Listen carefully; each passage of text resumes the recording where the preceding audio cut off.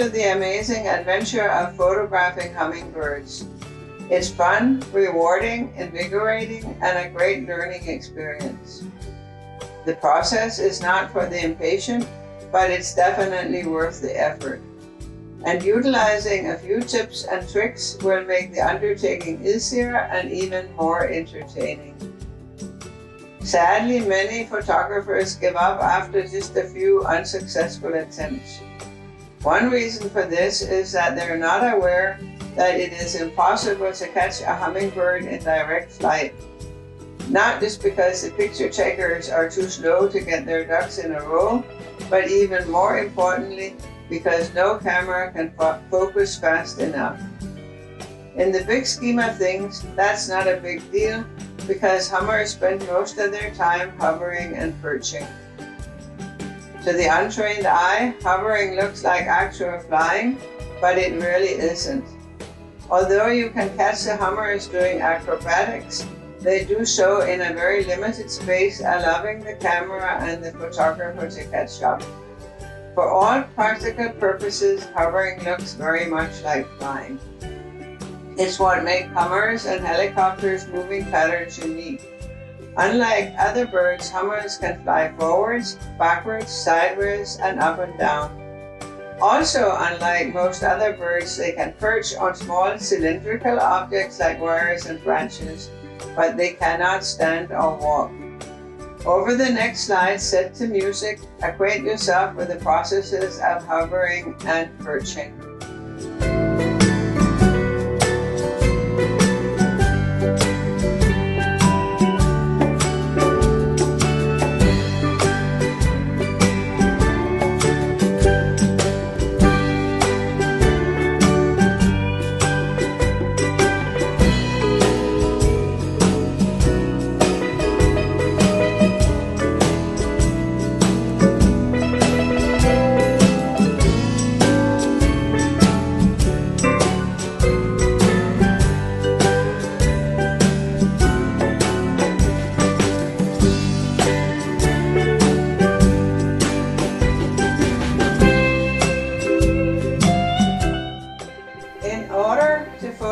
Hummingbirds.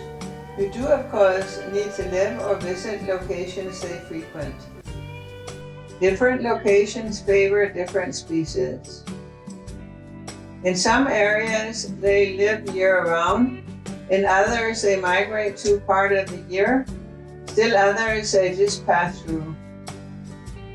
Visit botanical gardens, parks, zoos, and other public places to find hummers or attract them to your own stomping grounds by putting up and maintaining feeders and by providing their favorite plants. Among other flower families, they're partial to honeysuckle, purple and other sage, and Prida Madeira. You will need a fast-focusing camera and a long, preferably zoom lens. Set it to shutter speed, auto ISO, autofocus, continuous focus, and continuous shooting. Set the shutter speed to about 1000 and take exposure compensation into account. Understand lag time. It's the time it takes for you to react once you have made the decision to shoot, plus the time it takes the camera to focus, plus the time it takes you to click the shutter, plus the time before the camera actually takes the picture. Especially with fast-moving subjects, you will find the split seconds add up. That's why you often come home and realize you didn't get that shot you were so excited about. By the same token, there are times you get great captures you never expected. The trick is to be prepared and take many more photos than you could ever dream of. Not only will that develop your muscle memory, but your chance of hitting jackpot will also be much greater. Just get used to employing the delete button.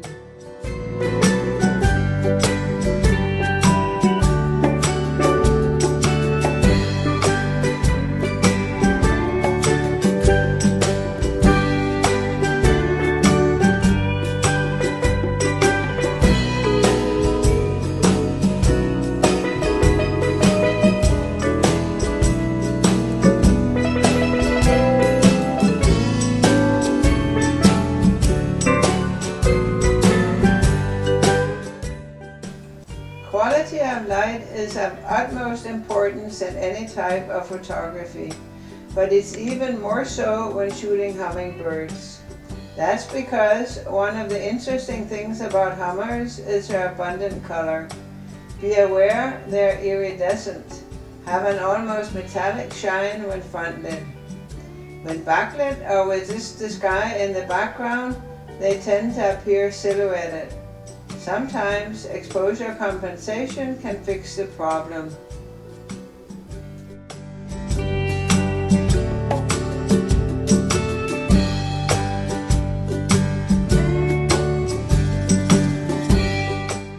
When placing your feeders, take direction of light into account as well as where you plan to sit. It's important to be patient after you have set up your feeders. It takes time to build a population, and it's important to make sure that sugar is always available. You may need to change the initial positioning of your feeders. Hummers are picky and definitely favor some locations more than others. Also, consider that initially hummingbirds are flighty. But if you place the feeders in heavily trafficated areas, they will soon learn to disregard your antics and will pay very little attention to you when you photograph them, even if you sit as close as your long lens can focus.